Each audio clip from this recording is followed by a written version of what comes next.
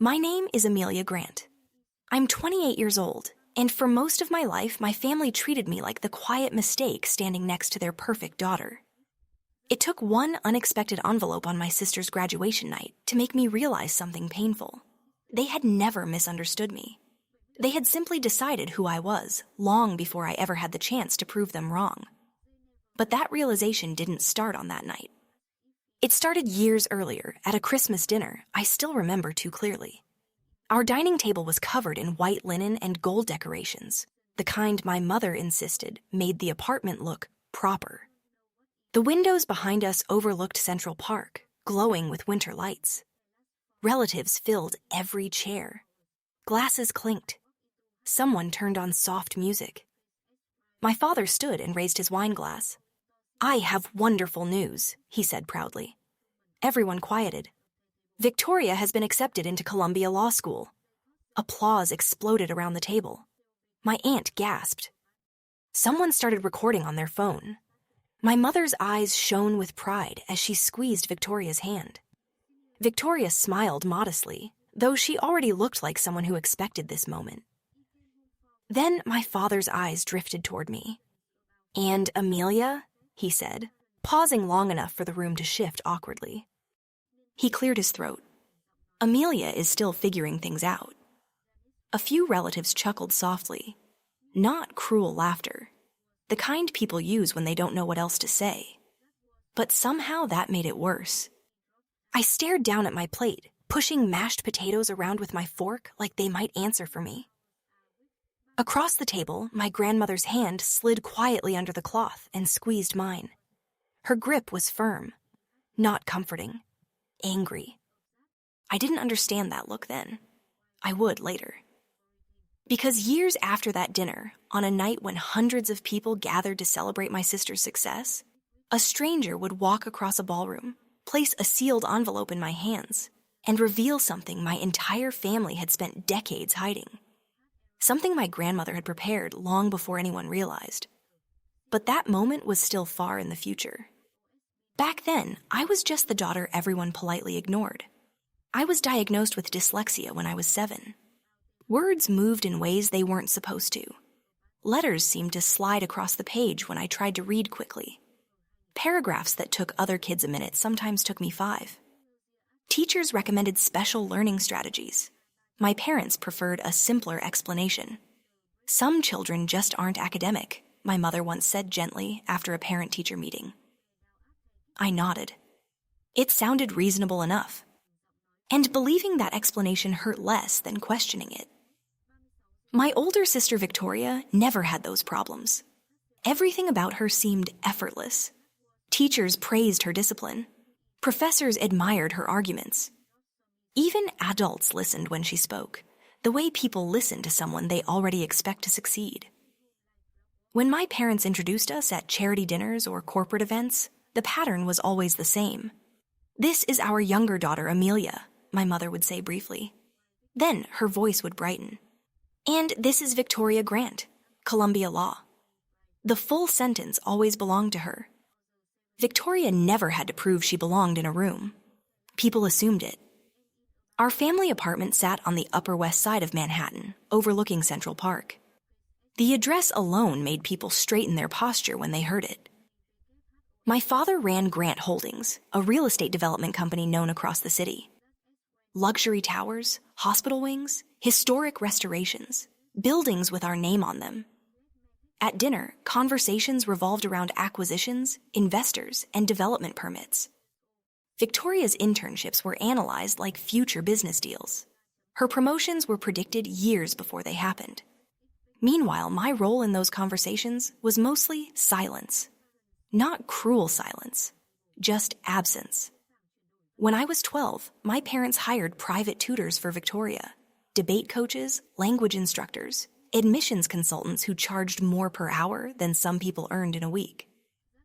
One evening, while they discussed her SAT prep schedule, I asked a quiet question. Could I maybe get some help with reading faster? My mother sighed softly. "We've already tried so many things, Amelia." She said it kindly, almost sympathetically. Not everyone needs to excel academically. So I stopped asking. Instead, I adapted. Audiobooks replaced textbooks. While other students memorized paragraphs, I drew diagrams connecting ideas, arrows linking causes and effects, circles grouping concepts together. Visual systems made sense in ways straight text never did. But no one really noticed. Except my grandmother. Amelia Grant lived downtown in an older apartment overlooking the Hudson River. It was smaller than our place, less polished, filled with documents stacked on shelves and photographs from construction sites decades earlier. Every Sunday afternoon, I visited her. Unlike everyone else, she never rushed me when I struggled through a document. Instead, she turned business contracts into stories. Negotiations became puzzles. One afternoon, she slid an old development agreement across the table and watched me study it. "You're not slow," she said quietly. I frowned. "It takes me longer to read." "That's not the same thing," she tapped the page. "You read structure." At the time, I didn't really understand what she meant. I just knew her apartment was the only place where silence didn't feel like failure. Years later, 3 months after that Christmas dinner, she called and asked me to visit unexpectedly. Sunlight filled her living room when I arrived. She handed me a small wooden box with brass hinges. "Keep this somewhere safe," she said. I turned it over in my hands. "What's inside?" She smiled faintly. "Something for the day people finally show you who they really are."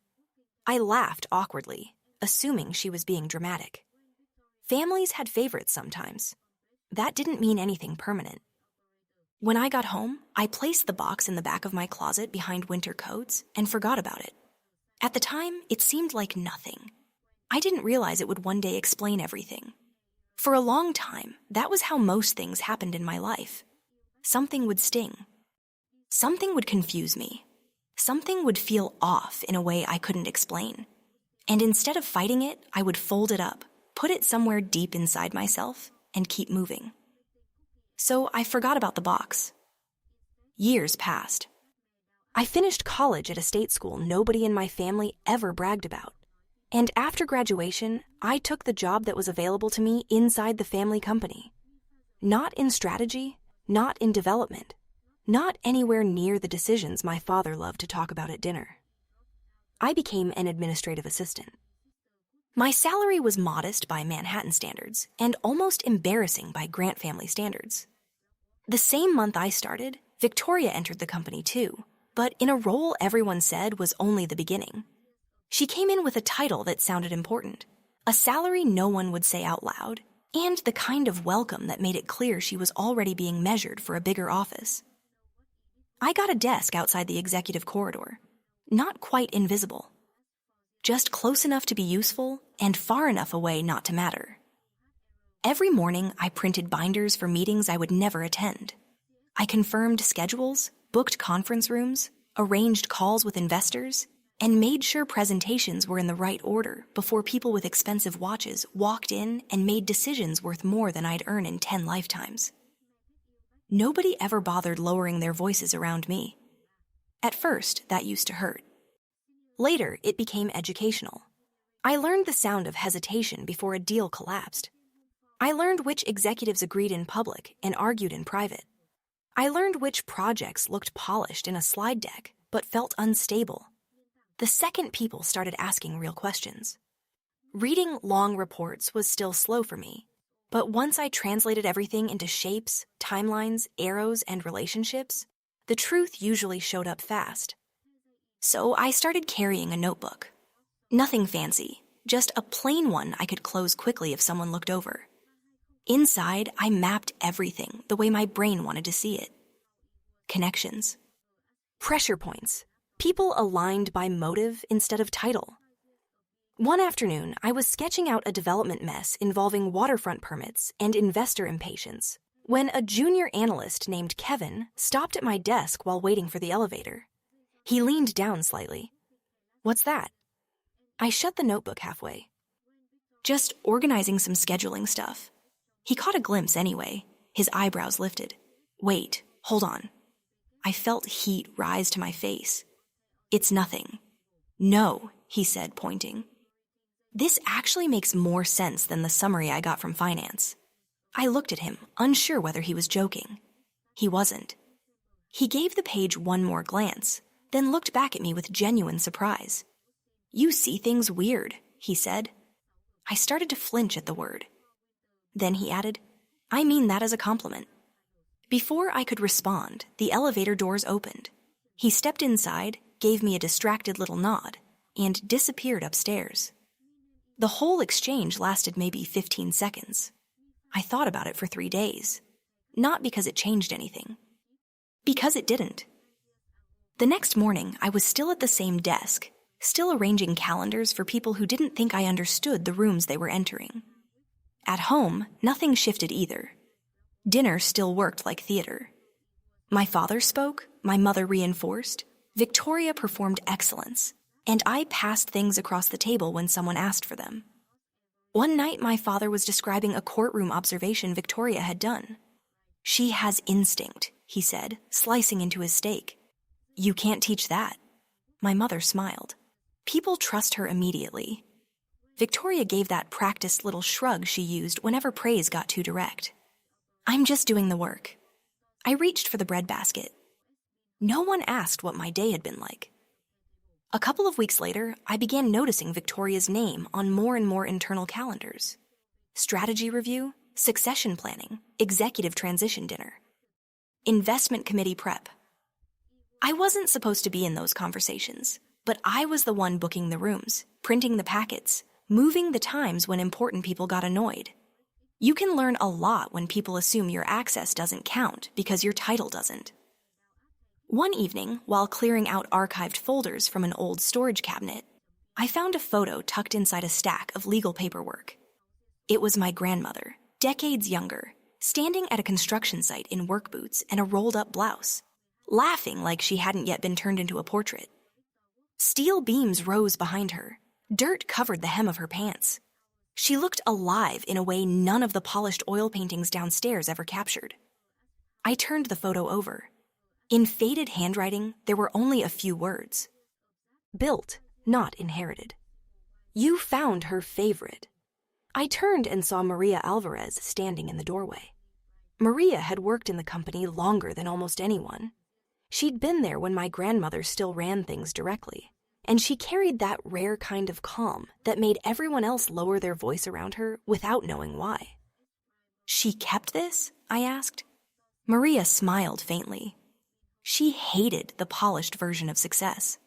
Said people start lying the minute the dirt gets cleaned off. I looked back down at the picture. She never talked much about the early years. "She didn't have to," Maria said. She remembered all of it. There was a pause. Then Maria added more softly, "She talked about you." I looked up. "Me?" "All the time." I almost laughed. "Why?" Maria's expression didn't change, but something in it sharpened. "She said you noticed what other people missed." That sat in my chest longer than it should have. Before I could ask anything else, Maria gave me a small nod and walked away. Spring turned into early summer, and the company shifted its attention almost entirely to Victoria's graduation celebration. My mother treated the event like a merger. There were calls about flowers, calls about table placement, calls about donor visibility and press coverage, and who should be near the stage. It wasn't being planned as a family party. It was a launch. Everyone understood that except the people pretending not to. A week before the gala, an email landed in my inbox just before noon. Subject line, confidential organizational restructuring. I clicked it expecting some routine administrative change. Instead, I found a neatly worded notice explaining that my position would be eliminated at the start of July.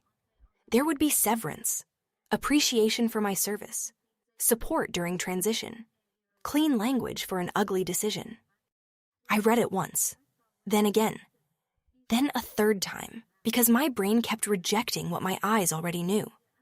My hearing went strange for a second, like the office had moved farther away. Then I heard my father's voice through the wall. Not clearly at first, just enough to make me go still. My mother answered him, lower, controlled, worried. Then his words came through. We can't keep her here once Victoria moves forward. A pause. My mother said, "People will talk." Another pause. Then, quiet and final, "She's not right for leadership environments." I sat there staring at my monitor, my hands flat on the desk. Not surprised. That was the worst part. I wasn't surprised. The gala was the next night, and suddenly everything made sense. The event, the positioning, the secrecy. I wasn't being included because I was family. I was being kept in place until I could be removed neatly. The ballroom the following evening looked exactly like something my mother would design. Beautiful enough to impress strangers, controlled enough to make discomfort feel inappropriate. Crystal light, white marble, champagne, soft jazz, expensive people speaking in voices polished by money. I stood near the entrance for a moment, smoothing the front of my black dress. It was simple, carefully chosen, the nicest thing I owned.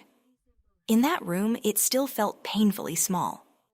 My mother appeared beside me almost immediately. "You made it," she said. There was something in her tone that sounded less like welcome and more like mild relief that I hadn't caused a scene by staying home.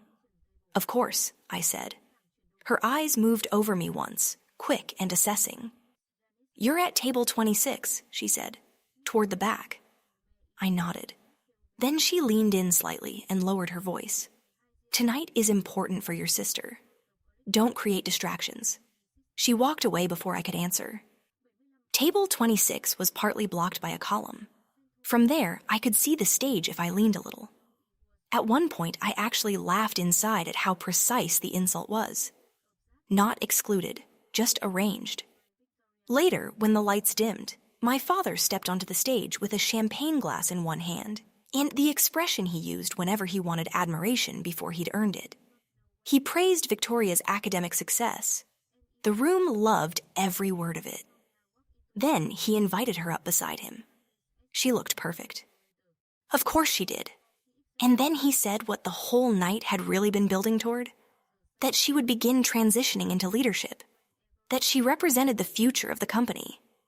People stood, applauded, smiled at one another like they were witnessing something noble. I clapped too, though I couldn't really feel my hands. A woman at my table, some cousin or family friend I barely knew, leaned toward me once the applause died down. "So," she asked carefully, "what happens to you?" I looked at her. I opened my mouth. Nothing came out, because I already knew. That was when I noticed an older man in a gray suit standing near the ballroom entrance. He wasn't talking to anyone. He wasn't smiling. He was just watching the room with the patience of someone waiting for the exact right second. Then his eyes landed on me, and he started walking in my direction. The man stopped beside my table. Up close, he looked older than I first thought. Mid-60s maybe, gray hair neatly combed, posture straight in the kind of way that suggested a lifetime of formal meetings. His suit was expensive but conservative, the kind worn by people who never needed to prove their status out loud. "Miss Grant?" he asked quietly. His voice carried the careful tone of someone who didn't want attention. "Yes," I said, confused. He slipped a business card onto the table in front of me. Daniel Reeves, attorney at law. Something about the name felt vaguely familiar, but I couldn't place it. "I represented your grandmother," he said. The words landed strangely in the middle of the music and conversation around us. "My grandmother passed away 3 years ago," I replied. "I'm aware," he said gently. Then he reached inside his jacket.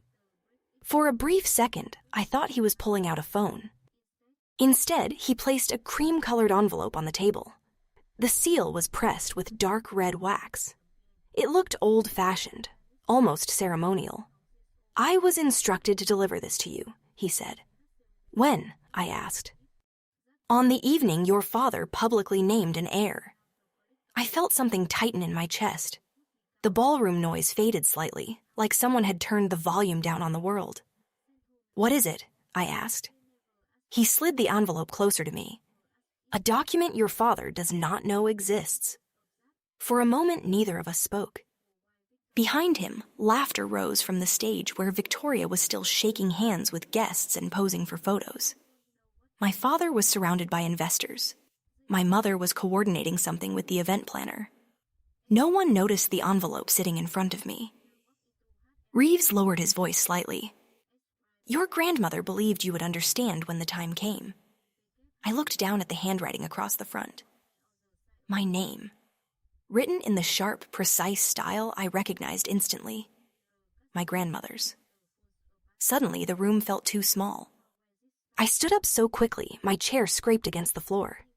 Excuse me, I muttered to the woman beside me. She barely glanced up. The envelope felt heavier than paper should as I walked toward the service hallway beside the ballroom. The music faded behind me. Bright chandeliers gave way to harsh fluorescent lights and stainless steel counters near the kitchen entrance. I stopped beside a prep table. For a moment, I just stared at the seal. Opening it felt like stepping across a line. If I broke it, whatever was inside would become real. I exhaled slowly. Then I pressed my thumb into the wax and tore the envelope open. Inside were 3 items: a folded letter, a legal document stamped with a notary seal, and a smaller envelope with a handwritten note across the front. Read after. My hands were trembling slightly as I unfolded the letter.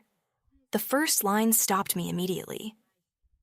Amelia, if you are reading this, then your father has finally shown the world what he planned to do. I swallowed and kept reading. My grandmother's handwriting was steady, direct. She wrote that she had watched carefully during the last years of her life, that she knew how I had been treated, that the story being told about me, that I was incapable, slow, unfit for responsibility, was convenient for certain people. You were never slow, she wrote. You simply see patterns others miss, and people often dismiss what they do not understand. My throat tightened. The letter explained that the attached document replaced an earlier will, executed several years before her death. It instructed me to read carefully, then decide who I wanted to be. At the bottom of the page was her signature. I picked up the legal document next. The language was dense. Normally, something like this would have overwhelmed me. For a moment, the familiar frustration crept in, words blurring together, sentences stacking up faster than I could process them. I forced myself to slow down. One line, then another, then another. The meaning assembled slowly in my head, like pieces of a structure locking into place. Then I reached a sentence that made my heart stop. I read it again, and again, just to make sure. To my granddaughter, Amelia Rose Grant, I leave 51% of my shares in Grant Holdings, along with all associated voting authority. My hand slipped slightly against the paper. 51%. Control. The hallway tilted for a second.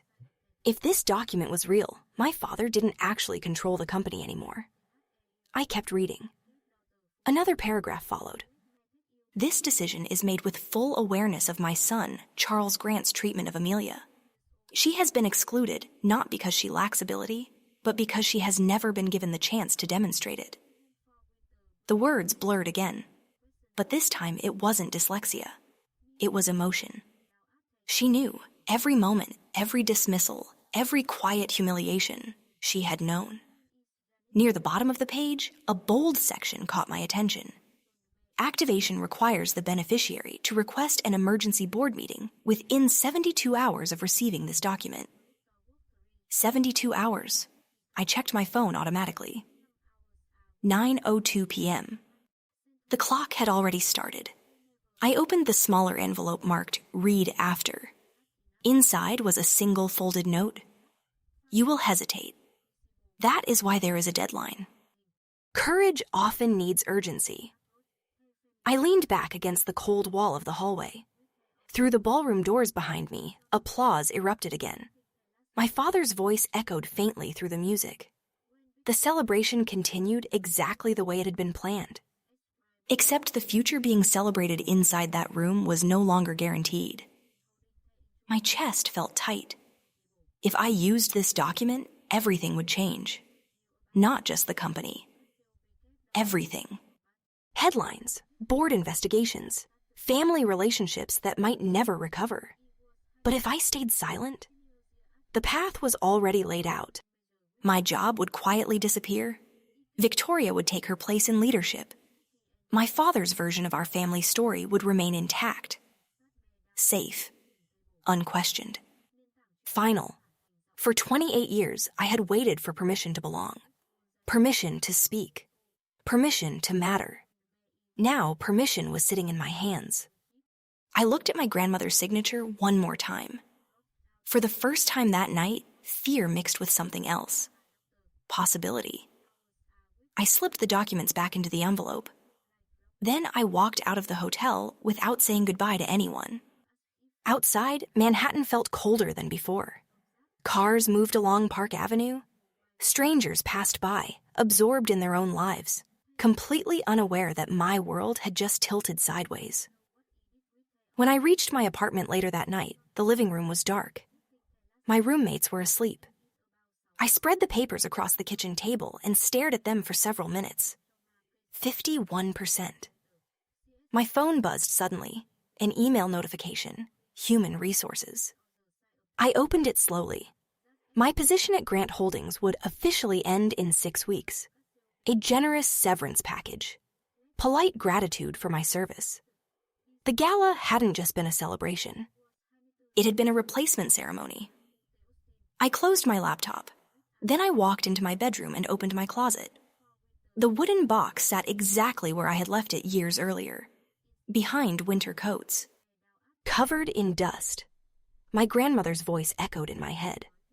For the day, people finally show you who they are. I lifted the lid.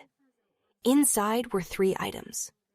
An old letter, a legal document from decades earlier, and a flash drive that clearly hadn't existed when she first gave me the box. My pulse quickened. I plugged the drive into my laptop. Several folders appeared immediately: emails, meeting records, legal transcripts. Then one file caught my eye. Board meeting recording, March 2018. I clicked play. My father's voice filled the room. "She's no longer capable of understanding a modern business," he said. "Reducing her voting authority is necessary for the company's stability," other voices argued. Someone objected. The motion failed. But the meaning was unmistakable. He had tried to strip his own mother of control while she was still alive. I sat there in silence, staring at the screen. This hadn't been favoritism. It had been strategy. My grandmother hadn't acted out of sentiment. She had prepared for war. I checked the time again. 11:58 p.m. The 72-hour deadline was already counting down. If I did nothing, everything would unfold exactly the way my father planned. I picked up Daniel Reeves's business card. My thumb hovered over my phone. A familiar voice whispered in my head, "Don't cause trouble. Don't embarrass yourself. Don't step into rooms meant for stronger people." For most of my life, that voice had won. Tonight, another thought answered it. What if silence had never protected me? What if it had only delayed this moment? I opened a message. "Mr. Reeves, I would like to proceed. Please tell me how to call the board meeting." I stared at the words for a long moment. Then I pressed send. I stared at my phone for several seconds after the message sent. Nothing dramatic happened. No surge of confidence. No sudden feeling of bravery. Just silence. But inside that silence, something had shifted. For the first time in my life, I hadn't waited to see what my family would decide for me. I had made a decision before they even knew the game had changed. Daniel Reeves called the next morning at 7:12. I answered immediately. I had already been awake for over an hour, sitting at the kitchen table surrounded by copies of the documents and the notes I'd taken while trying to understand everything my grandmother had left behind. "The paperwork is ready," he said calmly. "For the board meeting?" "Yes. To request an emergency session, 3 directors must sign the petition. 1 already has. 2 more agreed this morning." I blinked. They agreed without even talking to me? "They trusted your grandmother," he replied. That carries weight in a company like this. An hour later, I walked into Grant Holdings like it was any other workday. The lobby looked exactly the same as it always did. Glass walls, polished stone floors, framed photos of buildings the company had completed over the years. Employees moved through the space with coffee cups and phones pressed to their ears. Elevators chimed. People laughed near reception. Everything looked normal. But underneath that calm surface, something irreversible had already started. At my desk, emails waited the way they always did. Calendar changes, catering confirmations, meeting adjustments. The same routine tasks for executives who still saw me as part of the furniture. At 10:41 a.m., my phone vibrated. A short message from Reeves. Emergency board meeting request filed. I read the sentence twice. Across the office, no one reacted. Conversations continued. Someone joked about a delayed flight. A printer started humming nearby. No one realized the ownership of the company had already shifted. You look exhausted. I looked up to see Maria Alvarez standing beside my desk. Didn't sleep much, I admitted. She studied my face for a moment. You know, she said quietly, your grandmother used to look like that before difficult decisions. Before I could ask what she meant, she walked away. By early afternoon, the atmosphere changed. It wasn't loud. Nothing official was announced. But people started moving faster through the hallways. Doors closed halfway through conversations. Assistants leaned closer to each other when they spoke. Information travels through companies like this the same way electricity moves through wires. Invisible. But impossible to stop. At 1:58 p.m., my phone rang. Victoria.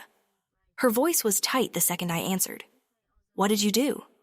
I kept my tone neutral. I'm not sure what you mean. Dad just received notice of an emergency board meeting, she said sharply. Margaret Langley filed it. She hasn't initiated anything in years. I said nothing. Amelia, she continued quieter now, don't pretend this has nothing to do with you. Maybe the board has concerns, I said. A long pause. Then her voice hardened.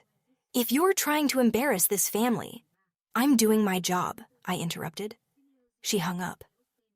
20 minutes later, my father stormed past my desk toward his office.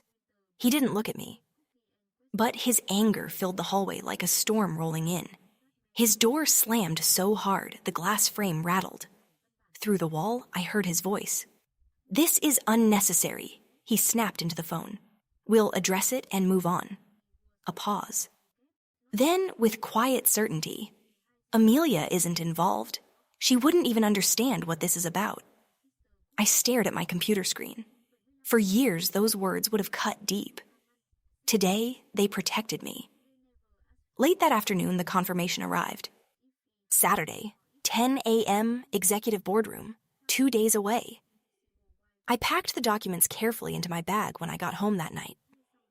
Copies of the will, the founding agreement, the transcripts and recordings my grandmother had preserved. Doubt crept in while I worked. What if they laughed? What if I froze in the room? What if I proved them right? For a moment, I almost closed the folder. Then I remembered something simple.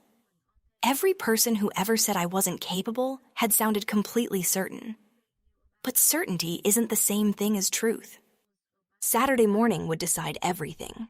And for the first time, I was walking toward the room instead of away from it. By Saturday morning, I had gone so far inside my own head that the city outside the taxi window barely felt real. The whole ride downtown, I kept my bag on my lap with one hand resting over it, like if I let go, I might lose my nerve too. Every red light felt longer than it should have. Every block brought me closer to a floor I had helped schedule meetings for dozens of times and had never once entered as anything more than support staff. When the car stopped in front of Grant Holdings Tower, I sat there for one extra second. Then I paid, stepped out, and looked up. The building reflected the morning sun like it was trying to blind anyone who approached it. Same glass. Same steel, same company name fixed over the entrance in polished metal. Nothing about it had changed. But I had. I walked through the front doors instead of the employee entrance. That small choice shouldn't have mattered as much as it did, but it did. The lobby was almost empty on a Saturday, and the sound of my heels on the marble floor carried farther than usual. Security looked up when I approached. "Name?" the guard asked. "Amelia Grant." He checked his tablet, paused, then glanced back at me with a flicker of surprise before nodding toward the executive elevators. I stepped inside alone. As the doors closed, my pulse started climbing. 42 floors. I watched the numbers rise one by one and tried not to imagine turning around. By the time the elevator opened, my palms were damp. The executive floor was too quiet. Floor-to-ceiling windows wrapped the hallway in gray morning light. A few staff members stood near the far end, speaking in low voices. They stopped when they saw me. Not dramatically. Just enough to feel it. I walked to the boardroom doors. A security attendant stood there with a printed list in hand. Name? Amelia Grant. He scanned the page, frowned, then looked up. "I'm sorry, ma'am. You're not authorized for this meeting." Before I could answer, I heard heels striking the floor behind me. Of course she isn't. Victoria. I turned. She was dressed exactly the way people like her dress when they already believe the room belongs to them. Navy suit. Hair flawless, calm face, controlled posture. She smiled politely at the guard, then looked at me with something much colder. "This is a restricted session," she said. "You can't just wander into it." "I'm here to present information," I said. Her expression changed for only a second, a crack. Then it was gone. "Amelia," she said quietly, stepping closer. "This is not the place for whatever you think you're doing." I held her gaze. "Move." She gave a short, disbelieving breath through her nose. Then my father appeared at the far end of the hallway with 2 senior executives beside him. The second he saw me, his entire body hardened. "What is she doing here?" he asked. Victoria answered smoothly. "I was just explaining that she isn't permitted inside." He stopped a few feet from me, hands clasped behind his back in that calm, punishing posture he used when he wanted control without raising his voice. "Amelia," he said, "go home. This has nothing to do with you." It almost worked, not because I believed him, because some old part of me still knew exactly how to obey that tone. Then the boardroom door opened. "Actually," a woman said, "it does." Margaret Langley stepped out. She had to be in her 70s, but there was nothing soft about her. Silver hair, straight spine, direct eyes. She looked first at my father, then at the guard. "I invited her," she said. "She'll be speaking." My father's jaw tightened. That's highly irregular. Margaret didn't blink. So is ignoring governance. Then she looked at me. "Come in." The silence that followed was worse than shouting. Finally, my father moved aside. "Fine," he said. "Let's get this over with." Inside, the room felt smaller than it should have. A long walnut table, leather chairs. City skyline through the windows. Portraits of past leadership watching from the walls. My grandmother's portrait hung above the fireplace. I felt that before I fully registered it. Daniel Reeves sat near the end of the table with a leather briefcase beside him. When our eyes met, he gave me one small nod. Board members were already seated. Some curious, some cautious, some deliberately unreadable. I was directed to a chair at the far end, not beside anyone, not near the center. I understood the message. Robert Langford, the chairman, cleared his throat and opened the meeting. His voice was formal, clipped, trying to impose order before anything unpredictable happened. "This emergency session was requested by Directors Langley, Chen, and Alvarez," he said. "Margaret, you have the floor." Margaret stood only long enough to say, "The matter concerns documentation affecting company ownership." Then she turned toward me. I yield to Miss Grant. Every eye in the room shifted. I stood slowly, folder in hand. "Thank you," I said. My voice sounded steadier than I felt. "What I'm about to present may be unexpected, but I'm asking the board to review it fully before making conclusions." My father lifted one hand before I could continue. "Mr. Chairman," he said smoothly, "some context is necessary." Robert hesitated, then nodded. Of course he did. My father leaned back in his chair, like a man explaining an unfortunate misunderstanding. "Amelia is my daughter," he said. "She works in an administrative capacity. She has no legal training, no executive experience, and no financial authority," Victoria added with practiced gentleness. "She also has dyslexia. Complex documents can be difficult for her." A few people shifted uncomfortably. There it was, the same knife, dressed up as concern. For one dangerous second, I felt the old instinct rise again. "Sit down. Get smaller. Let them define the room before you speak." Then I looked up. My grandmother's painted eyes were fixed over the mantel. I opened the folder. "I'm not here to discuss how I read," I said. "I'm here to discuss this." And I lifted the document into view. The room went dead silent. For a few seconds, nobody moved. The paper in my hand suddenly felt heavier than it had when I walked into the room. 12 people sat around the table, but the air had gone completely still, like the building itself was holding its breath. I placed the document on the polished wood in front of Robert Langford. "This," I said carefully, "is the final will of Eleanor Grant." My father leaned forward immediately. "That's impossible." His voice was sharp now, the calm tone gone. "My mother's estate was settled years ago." "You received a previous version," I replied. "This one was executed later." Robert adjusted his glasses and studied the seal on the page. Across the table, Victoria's composure flickered for the first time since I'd walked in. "That can't be correct," she said. "Legal documents don't just appear years later." Daniel Reeves stood from his chair. "They do," he said evenly, "when they've been held under legal instruction."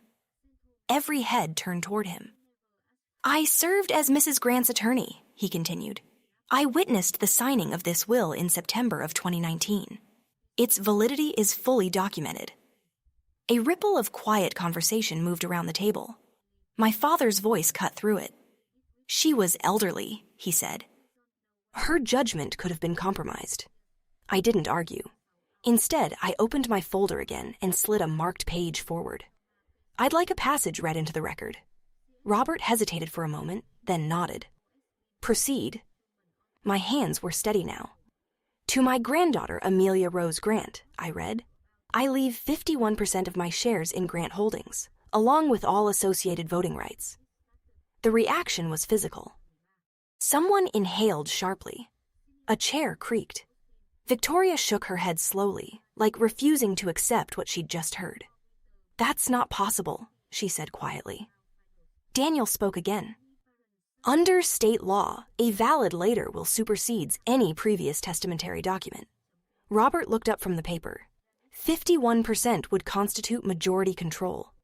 The room went silent again. My father stared directly at me now. Not through me. At me. "This changes nothing," he said. Even his voice sounded different. "Ownership is not the same as leadership. Amelia has no experience running a company like this." "I'm not asking to run daily operations," I said. That confused several people. Robert leaned forward slightly. "Then what exactly are you asking, Ms. Grant?" I pulled another document from the folder. "This," I said, placing it beside the will, "provides context." Then I pressed play on my phone. My father's recorded voice filled the boardroom. "She no longer understands modern business. Reducing her voting authority is necessary for stability." The audio ended. The silence afterward felt heavier than anything that had happened so far. Robert turned slowly toward my father. "Charles, is that recording accurate?" "That was a private conversation," my father snapped, "taken completely out of context." "It shows," I said calmly, "that my grandmother anticipated attempts to remove her authority." Margaret Langley spoke quietly from her seat. "I remember that meeting," she said. She was furious afterward. Victoria stood abruptly. "Even if the will is legitimate," she said, "Amelia still lacks the qualifications to lead this company." For years, those words would have destroyed me. Now they barely registered. "I'm not here to take something I didn't build," I said. "I'm here because ownership has already changed." Robert exchanged glances with the other directors. "We will require legal verification," he said finally. "It's already underway," Daniel replied. "Copies were submitted earlier today." My father stood suddenly, both hands pressed flat against the table. "This meeting is adjourned until that verification is complete." "No," Robert said firmly. The authority in his voice cut through the room. "We recess." Board members stood. Conversations broke into tense whispers. Attorneys stepped into the hallway with phones already dialing. I stayed where I was. Across the room, Victoria was arguing quietly with my father. His gestures were sharp now, controlled anger barely contained. For the first time in my life, he looked uncertain. Margaret walked over and rested a hand lightly on my shoulder. "She prepared you for this," she said softly. I nodded, unable to answer. Outside the windows, Manhattan stretched endlessly beneath us. The same city where I had spent years feeling invisible. Now, 12 of the most powerful people connected to this company were waiting to find out whether everything had just changed. 40 minutes later, the legal team returned. Robert took his seat again. "Everyone," he said quietly, "please sit." The room settled. He adjusted the document in front of him. "Our legal review confirms the will meets all requirements under state law." He paused. "As of this moment," the words hung in the air, "Amelia Grant is the majority shareholder of Grant Holdings." For most of my life, people introduced me as the slow one. That label followed me into classrooms, family dinners, and even the office halls of the company my grandmother built. It was the quiet explanation people used when they didn't want to look any deeper. But the strange thing about labels is that they only last as long as you believe them. After the board meeting, everything changed, but not in the dramatic way movies like to show. My father didn't shout or make a scene. When the vote of no confidence passed, he simply gathered his papers, looked at me with an expression I had never seen before, something between disbelief and reluctant understanding, and walked out of the room. 30 days later, his resignation became official. The company announced the transition in a carefully worded statement. Robert Langford stepped in as interim CEO. I was named strategic advisor to the board, while the next leadership structure was planned. The strange part wasn't the announcement. It was what happened afterward. People who had walked past my desk for 2 years without saying my name suddenly wanted meetings. Investors requested introductions. Executives who once spoke over me now paused before answering my questions. Respect arrived quietly. Not because I had changed overnight, because the truth had finally caught up with the story. The harder conversations came later. My mother called first. Her voice sounded smaller than I had ever heard it. "Amelia, can we talk?" We met at a cafe near Central Park. The same park we'd overlooked from our apartment for years, but somehow never really seen together. She sat across from me, hands wrapped around a cup of coffee she barely touched. "I should have done better," she said. No excuses. No long explanations. Just that one sentence. I didn't forgive her immediately. Some things take time. But for the first time in our lives, we spoke honestly, without roles, without expectations, without the invisible competition that had shaped every family conversation before. Months later, Victoria reached out too. We walked through the park one afternoon, while autumn leaves covered the paths. She told me she had started therapy after the board meeting. "I thought being perfect protected me," she admitted quietly. "I didn't realize it meant leaving you behind." We didn't suddenly become close sisters. But the silence between us started changing into something more human. And that was enough. By the fall, I moved into a small apartment closer to the Hudson River. The same neighborhood where my grandmother had spent years building the company from the ground up. The view from my window wasn't as grand as the old apartment. But the quiet felt different.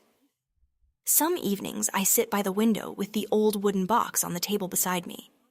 My grandmother's photo from that construction site hangs on the wall now. Dust on her boots, wind in her hair, smiling like someone who understood that real success doesn't need permission. These days, my work focuses on housing projects the company once ignored.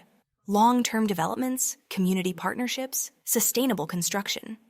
The kind of projects she used to talk about. Sometimes people still ask me what it felt like to inherit control of a company. But that was never the real inheritance. The real thing she left me was permission. Permission to stop measuring myself against expectations that were never mine to begin with. Dyslexia never made me slow. It simply forced me to see the world differently. And sometimes seeing things differently is exactly what changes everything. So if you've ever been the person people underestimated, the one they talked over, dismissed, or quietly wrote out of the future, just remember something. Being overlooked doesn't mean you don't belong in the story. Sometimes it just means you're still writing your own chapter. And when you finally do, make sure it's yours. If a part of this story felt familiar to you, I'd love to hear it. Share your thoughts or experiences in the comments, and pass the story along to someone who might need to hear it too.